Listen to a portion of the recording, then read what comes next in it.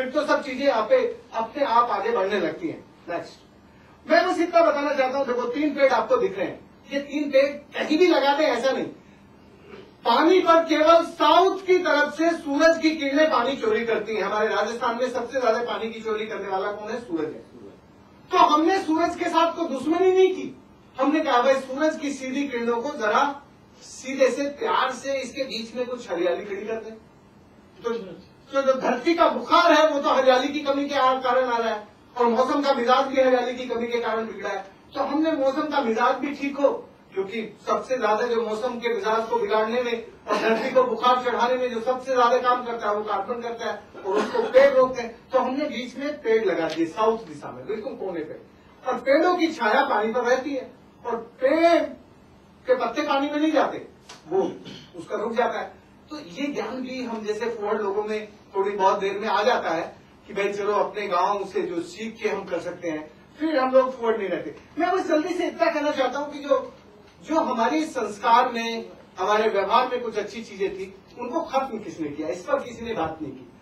मैं समझता हूं कि मैं पुराने जमाने में तो नहीं जानता था, पर मैं अब जानता हूं।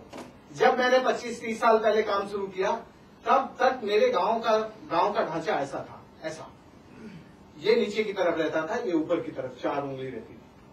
अभी जो हमारे गांव का ढांचा है, पिछले 30 सालों में जो कुछ चीजें बदली हैं, वो ऐसा हो गया। क्या है कि हमारा समाज ऐसा है, ये तो थोड़ी सी ताकत हमारे गांव में है जो हर अच्छे काम करने वाले की टांग पकड़ के खींचता है। ये राम के जमाने में भी थी और आज भी है, इसमें कोई सतयुग में और कलयुग में फर्क आ गया हो ऐसा नहीं है। इनकी प्रोफेशनल एक्सपर्टीज यही है कि इनको मजा आता है कि किसी को धरती का मजा चखा दे। इसको मैं कहता हूं कि ये हमारे समाज की दुर्जन शक्ति सतयुग में भी थी और आज के युग में भी। और इसके साथ एक दूसरी शक्ति और है, ये इससे ज्यादा है, ये अवसरवादी शक्ति है। जहां देखी तया परात, वहां गंवाई सारी रात।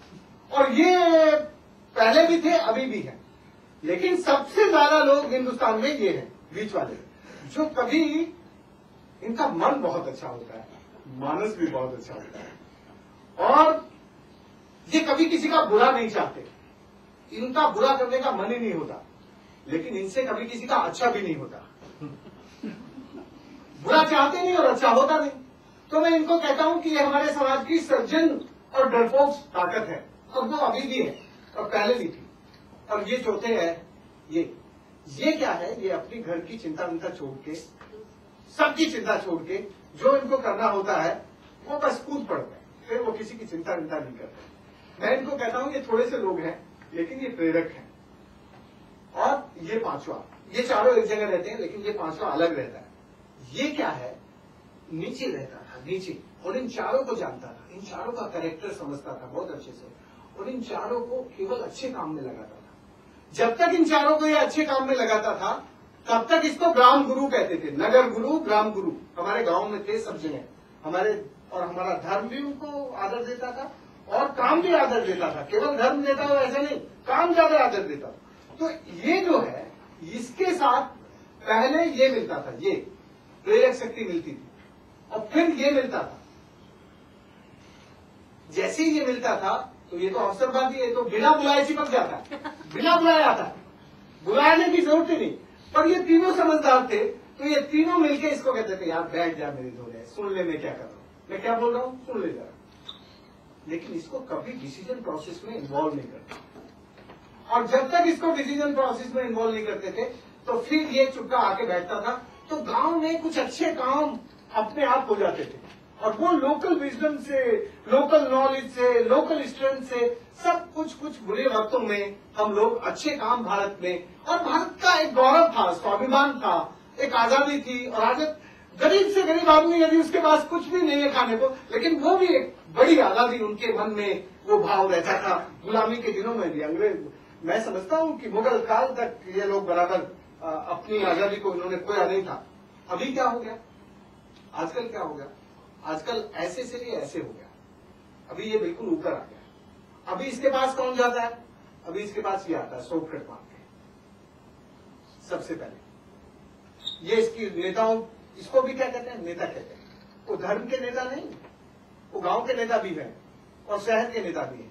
धर्म के नेता तो माफ करना भाई, मैं तो देखो जो मुझे लगता है मैं सच्ची बात कहता हूँ, झूठ भी हो सकती है, पर दिखे ये हाल धर्म के नेताओं का भी हो गया है।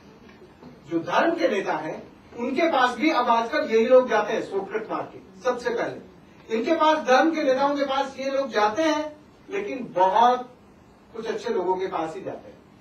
अभी ऐसे लोग जाने लगे, और जैसे ही ये जाते हैं तो ये तो फिर आ जाता है, और ये दोनों अलग अलग हो गए, ये दोनों बिखर गए। तो इस वक्त धर्म का काम हो या समाज का काम हो, ये सब बिखर रहा है, सब उल्टा हो रहा है।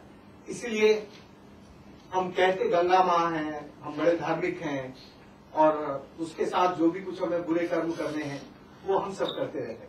मैं जो भी आज सुबह से प्रज्ञावान बातें हुई, उन प्रज्ञाओं से ज्यादा मेरा वास्ता नहीं है, क्योंकि मैं प्रज्ञा वाला आदमी नहीं हूं।